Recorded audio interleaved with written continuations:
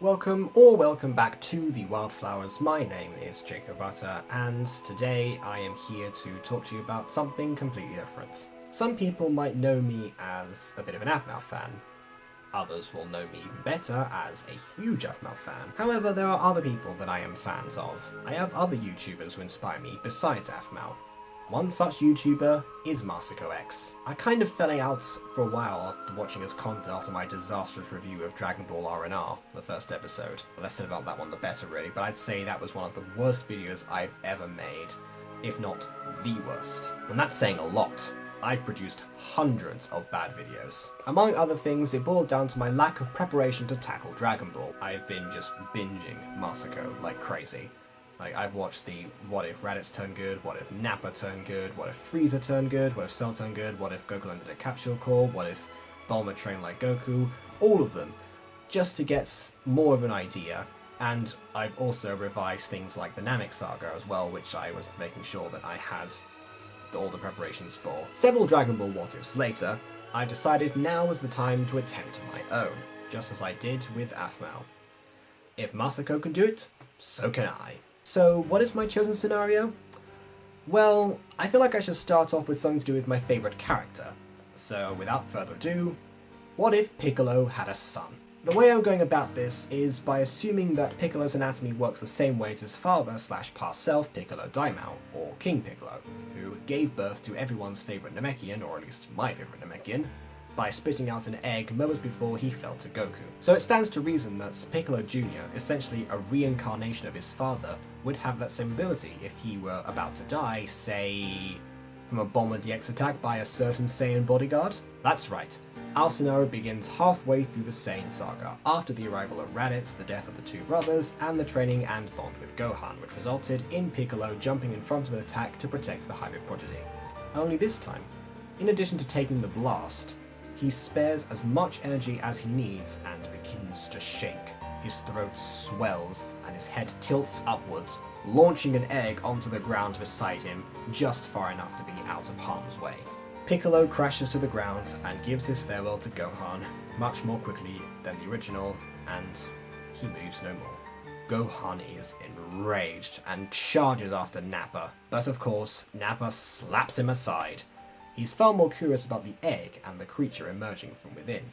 The reason Piccolo went through the trouble of giving birth at all was because he knew that the bond he had with Kami would transfer over to his offspring, just as it had done to him, and thus the Dragon Balls would not become inactive. Remember, the idea of using Namekian Dragon Balls came later, and Piccolo was dead anyway. And also, after spending all that time growing to care for Gohan and become more of a fatherly figure because of him, he thought of siring his own offspring many times over the course of that year. At first it was just like, that boy can do nothing for himself. If I had my own offspring, they'd do way better surviving alone, just like me. But, over time, the idea of siring a youth was something much less selfish he was considering for the future. He just wasn't expecting it to happen so soon. After all, Piccolo was only 9 years old at the time. But, alas, his plans had to be put forward, and since Namekian eggs hatch almost instantly, the baby emerges and takes his first crawl out into the world. Look, Vegeta! Another green guy! Shall I kill it? Nappa, do what you want, I don't care. I'm just waiting for that brat's father to show up. Then wait no longer!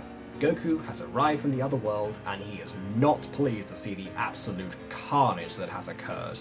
He demands to know who is responsible for the bloodbath in front of him. The fight with Nappa occurs as in the original, with Vegeta finishing the job. But, while that's going on, Krillin and Gohan rush over to the baby and whisk it away to safety. Goku then focuses his attention on Vegeta, and they fly off to their fight. This too happens as in the original, and Goku's struggle is heard by the surviving trio. Both Gohan and Krillin want to go back and help, but the problem this time is that they have a baby to protect. The last remaining piece of Piccolo, for now. They can't just fly back near a guy stronger than the being that killed his father. Krillin and Gohan agree that only the latter will fly back to help his dad, and so he does. But not long after this happens, the baby pries himself loose from Krillin's arms, reveals the wings that were on his back, and flies off after the half Saiyan. Krillin is stunned, especially considering the speed at which this happens. Now you might be thinking, but Jacob, If the baby's a reincarnation of Piccolo, why would it have wings? Well, that's because Piccolo knew that the child wouldn't be able to fly instantly otherwise. He thought that it would be a great help to get away from Vegeta, hence the speeds as well. Also, remember how in the original Dragon Ball, King Piccolo could birth children with wings? Well, yeah, that's the idea here too. In the words of Masako, if Toriyama can come up with stuff, so can I. This child is a mixture of Piccolo's reincarnation and a few extra perks given for the situation. But these only extend to the wings and speed. Don't worry, I'm not making him super overpowered. Besides, Piccolo still made him a baby, not a fully fledged soldier. There's one more thing about the new Namekian that I've yet to mention, and it's the reason that he flew off in the first place. But I'll get to that later. For now, we return to the moment where Gohan confronts Ozaru Vegeta.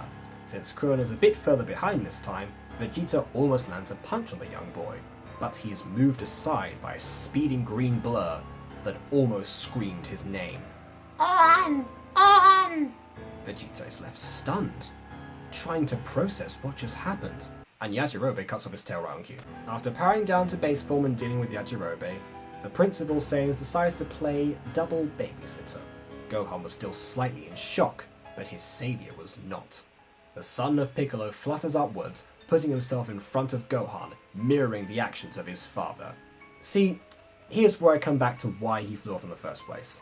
King Piccolo had been able to program a basic instinct of revenge into his last offspring, the classic kill Son Goku that we're all so familiar with. In turn, Piccolo Jr. had done the exact same thing, without even meaning to.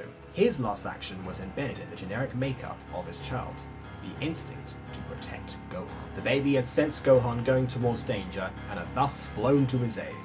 Now he was standing in the way of the prince, with almost no regard for his own well-being. This brings the trauma of losing his mentor right back to the forefront of Gohan's mind, the image playing right before him.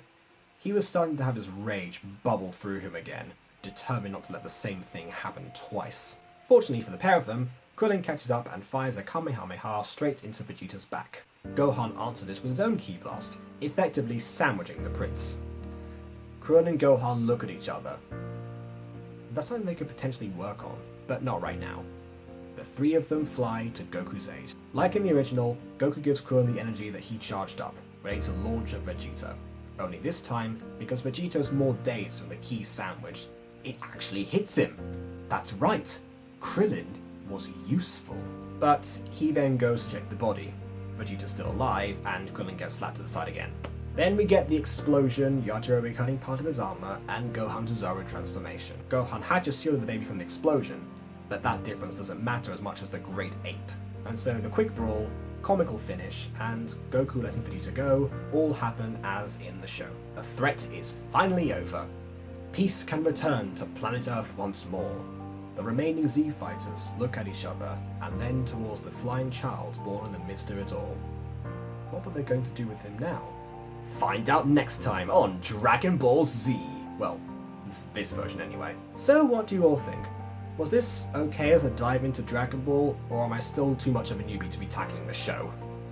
I sincerely hope not. I researched the heck out of this. Is this something you would like me to carry on? Because frankly, it was as fun as heck to write, and I actually got several parts written out, so I want to carry this on anyway, to be honest. And even though the story was very similar to the original right now, if this does carry on, it's about to get very different. Until then, do subscribe to the channel and let me know what you think of this video by means of liking or disliking, and leaving your thoughts in the comments of where the discussion could go. I'll see you all soon enough for another Wildflowers video. Toodle pip.